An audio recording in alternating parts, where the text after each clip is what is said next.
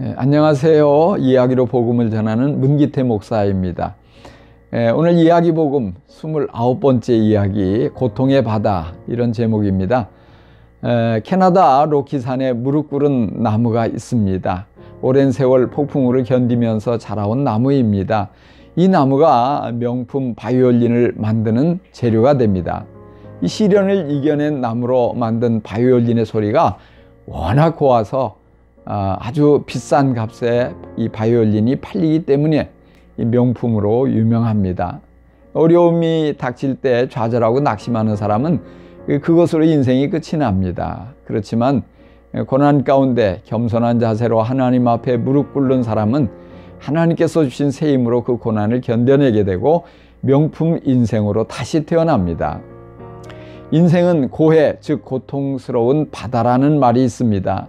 누구나 순풍에 돛을 달고 고요한 바다를 항해하는 것 같이 순조로운 인생을 기대하지만 예기치 않게 태풍이 불고 집채만한 파도가 삼킬 듯이 덤벼드는 것처럼 무섭고 감당하기 어려운 일들이 한꺼번에 덤벼드는 것을 맞닥뜨릴 때가 있습니다.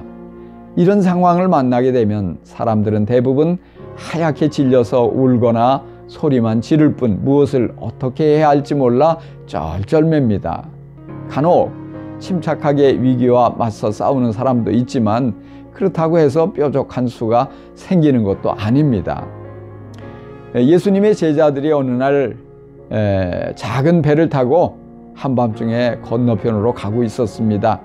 밤이 깊었는데 갑자기 큰 태풍이 불기 시작합니다.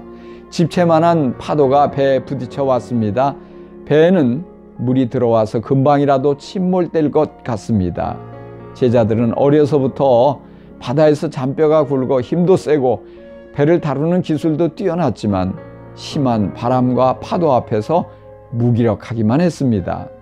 공포심에 하얗게 질려 소리를 지르는 사람도 있고 주저앉아 울고 있는 사람, 당황해서 허둥대는 사람, 배를 구해보려고 안간힘을 쓰는 사람들이 있었습니다. 그렇지만 시간이 갈수록 배는 점점 침몰하고 있었습니다.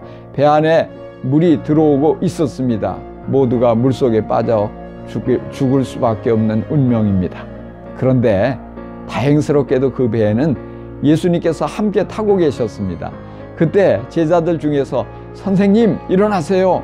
우리가 죽게 되었습니다. 일어나셔서 우리를 이 풍랑으로부터 구해주세요 하며 예수님께 도움을 요청하는 제자가 있었습니다. 그러자 깊이 잠드신 예수님께서 일어나셔서 바람을 꾸짖으시며 바다를 향해서 명령하셨습니다. 잔잔해져라, 고요해져라. 예수님의 명령에 순식간에 바람이 그치고 바다가 잔잔해졌습니다. 마치 낯선 사람을 향해 물어뜯을 것처럼 무섭게 지저대던 개가 주인이 나타나서 월이 가만히 있어 이렇게 말하자 꼬리를 살랑살랑 흔들며 납작 엎드리며 조용해지는 것처럼 말입니다. 제자들은 경외심으로 예수님을 바라보며 중얼거렸습니다. 이분이 누구이기에 바람과 바다도 이분의 말씀 한마디에 순종하는가?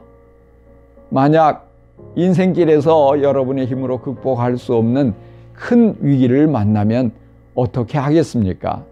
아무리 몸부림쳐도 도무지 감당할 수 없는 위급한 상황에 처하면 어떻게 하겠습니까? 다급한 상황을 아뢰고 급히 도움을 청할 대상이 있습니까? 그리고 그 대상은 절대적인 능력으로 우리를 반드시 도와줄 수 있는 그런 분입니까? 제자들처럼 우리도 우리 인생에 예수님을 모시고 사는 것이 가장 지혜로운 길입니다. 예수를 믿는 것은 예수님과 한 배를 타고 인생을 함께 항해하는 것입니다. 우리 인생은 언제 어디서 무슨 일을 만날지 아무도 모릅니다. 위험한 일, 고통스러운 일, 감당하기 벅찬 어려운 일이 종종 우리에게 일어납니다.